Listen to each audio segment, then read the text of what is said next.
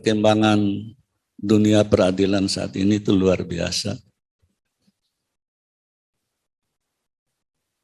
Kita tahu, nah ini terutama Adinda yang dari peradilan agama, ya juga dari peradilan umum,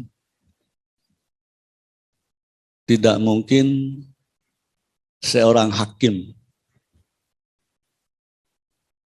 dari dulu sampai sekarang dan sampai kapanpun mampu melahirkan sebuah putusan yang memuaskan semua pihak. Nonsen. Siapapun hakimnya dan siapapun yang diadili, yang disidangkan, pasti pro dan kontra itu ada. Sama seperti apa yang saya sampaikan. Saya baru merencanakan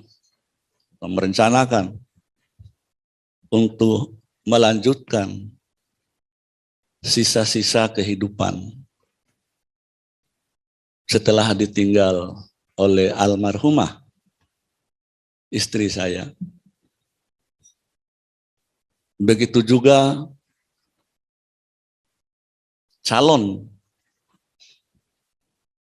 yang akan saya nikahi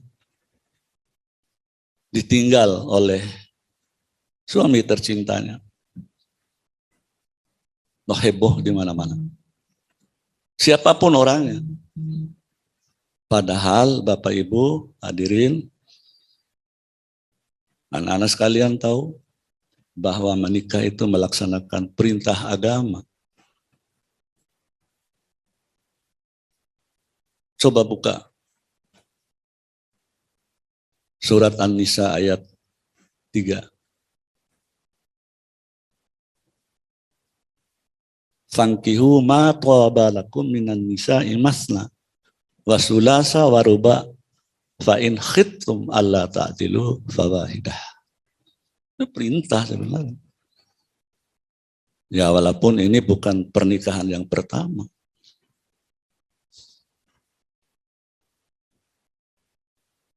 Nah, luar biasa.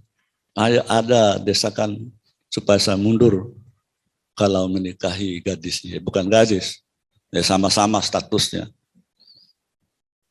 Ya siapapun orangnya sebenarnya.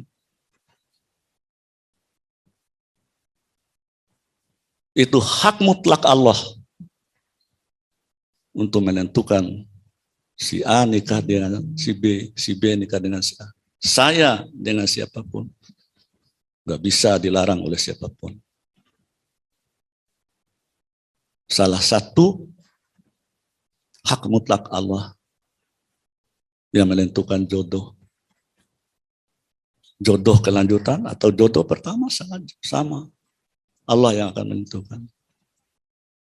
Lalu ketika melaksanakan perintah Allah, menjauhi larangan Allah, ada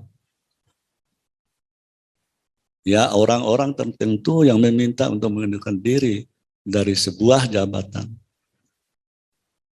Apakah saya harus mengingkari keputusan Allah? Tidak.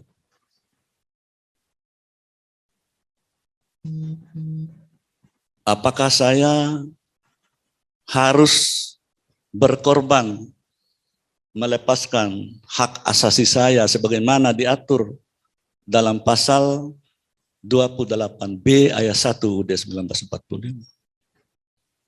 Hak untuk mengembangkan keluarga. Begitu juga pasal 29 ayat 1 UUD 1945 sudah menjamin semua warga negara mempunyai hak yang sama, termasuk saya. Lalu apakah karena saya menikahi seseorang tertentu, lalu integritas saya sebagai seorang hakim konstitusi atau sebagai seorang ketua Mahkamah Konstitusi akan berubah sampai dunia kiamat? Anwar Usman tetap taat kepada perintah Allah.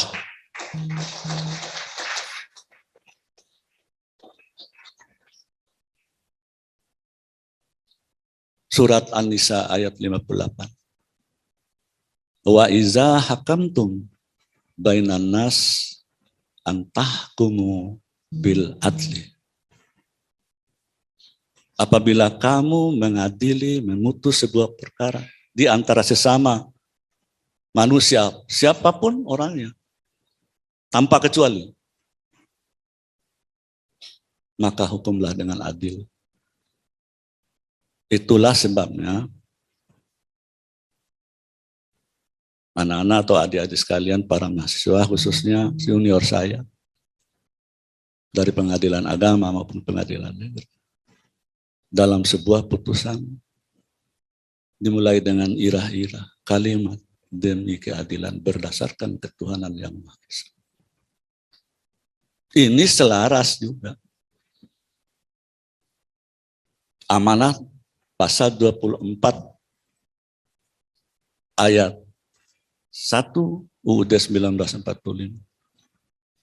Kekuasaan kehakiman adalah kekuasaan yang merdeka untuk menyelenggarakan peradilan guna menegakkan hukum dan keadilan. Nah ini. Surat An-Nisa 58 itu kata-katanya kata adil. Apa itu adil? Menempatkan sesuatu pada tempat. Artinya putusan itu tidak tergantung karena jabatan seseorang atau keluarga seseorang. Tidak. Saya sudah menjadi hakim dari calon hakim tahun 85. Ya, terkenal dengan angkatan Senayan sampai sekarang. Alhamdulillah. Saya tidak pernah takut pada siapapun kecuali kepada Allah. Dan saya hanya tunduk pada konstitusi, pada undang-undang dasar dan segala macam peraturan perundang-undangan di bawah. Ya alhamdulillah. Karena saya istiqomah dengan amanah Allah, istiqomah amanat konstitusi, amanat undang-undang, maka saya masih bisa berdiri di hadapan bapak-bapak dan anak-anak sekalian. Sekali lagi, saya tegaskan pada kesempatan yang baik ini bahwa fenomena yang sekarang lagi trending mengenai rencana pernikahan, ini baru rencana. Yang namanya rencana itu kita tidak tahu akhirnya. Tadi sudah jelaskan oleh Pak Dekan. Rencana hadir di ruangan ini. Atau di kota Pekalongan ini, di AIN Pekalongan. Itu dirancang 2 tahun yang lalu oleh Pak Dekan dan Mas Nalong. Ternyata Allah punya rencana lain. Dan ini sudah diperingatkan oleh Allah. Wa makaru wa makarallah wallahu khairul makirin. Dan ternyata memang Allah menghendaki saya harus hadir ya ketika saya menjadi trending topik di berbagai media elektronik, media sosial, media konvensional, atau menjadi perbincangan di tengah masyarakat. Tetapi sekali lagi, apapun yang terungkap di media sosial atau di media TV, saya tegaskan bahwa saya hanya takut kepada Allah dan tunduk kepada konstitusi.